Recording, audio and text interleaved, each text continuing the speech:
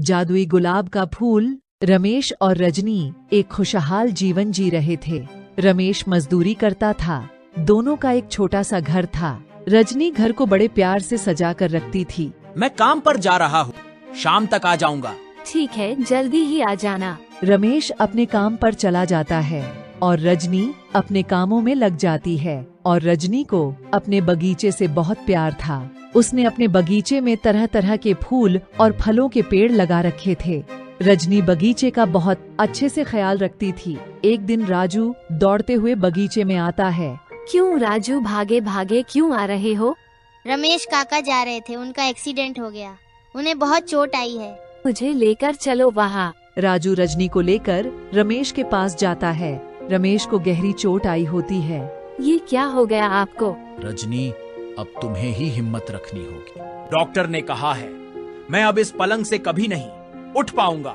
रजनी रमेश को लेकर घर आ जाती है। रजनी का सारा समय रमेश की सेवा करने में निकल जाता था।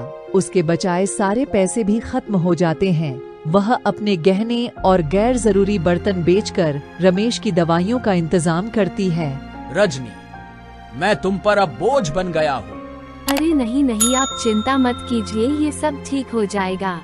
रजनी के बगीचे के सारे पौधे भी मर जाते हैं। रजनी के पास खाने के भी पैसे नहीं होते। रजनी को अपनी किस्मत पर बहुत रोना आता है। रजनी अपने बगीचे में बैठी खुद से बातें कर रही होती है। मैंने किसी का क्या बिगाड़ा था? मेरे साथ ऐसा क्यों हुआ?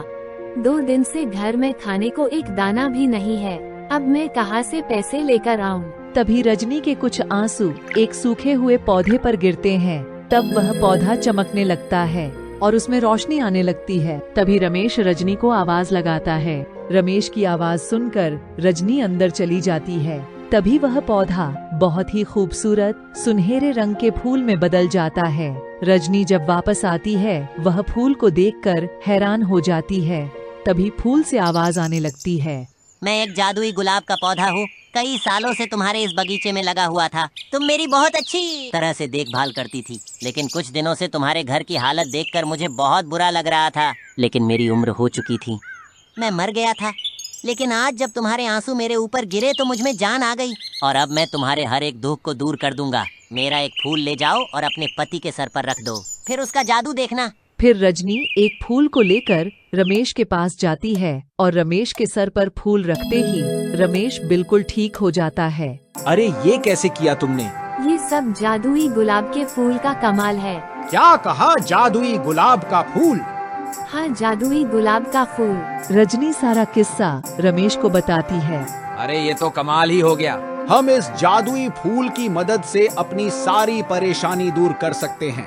हाँ जी, मैंने 2 दिन से कुछ नहीं खाया। पहले इसे खाना मंगा कर देखते हैं। रजनी उस जादुई फूल को खाने की प्लेट में रख देती है। तभी वह प्लेट स्वादिष्ट खाने से भर जाती है। रजनी और रमेश पेट भरकर खाना खाते हैं। रजनी, चलो हम लोग इस जादुई फूल को तिजोरी में रख देते हैं। हमारी तिजोरी पैसे से भर जाएगी। हाँ जी, जल्दी चलो। दोनों फूल को तिजोरी में रख देते हैं। तिजोरी पैसे और महंगे हीरे और जेवरात से भर जाती है और रमेश और रजनी की खुशी का ठिकाना नहीं होता है। कुछ दिनों तक ऐसा ही चलता है। दोनों आराम की जिंदगी जीने लगते हैं। तभी रमेश को ख्याल आता है, क्यों ना हम इस चमत्कारी फूल से एक बार में ढेर सारा पैसे और सोना ले ले। क्या पता यह फूल अपनी जादुई शक्तियां खो दे। रमेश एक बहुत बड़ी तिजोरी बनवाता है और उसमें जादुई फूल रख देता है। वह फूल तिजोरी को जोर जोर से हिलाने लगता है और फूल से आवाज आती है, मैं तुम्हारी जितनी मदद करने आया था उतनी तुम्हारी मदद हो चुकी है। अब तो अपने धन से दूसरों की जितनी ज्यादा मदद करते हो, तुम्हारा धन हर दिन दुगना होने लगेगा। यह कहकर फूल गायब हो जाता है। रमेश और रजनी अपना सारा धन लोगों की मदद करने में लगा देते हैं। उसके बाद से रोज उनका धन दुगना होने लगता है।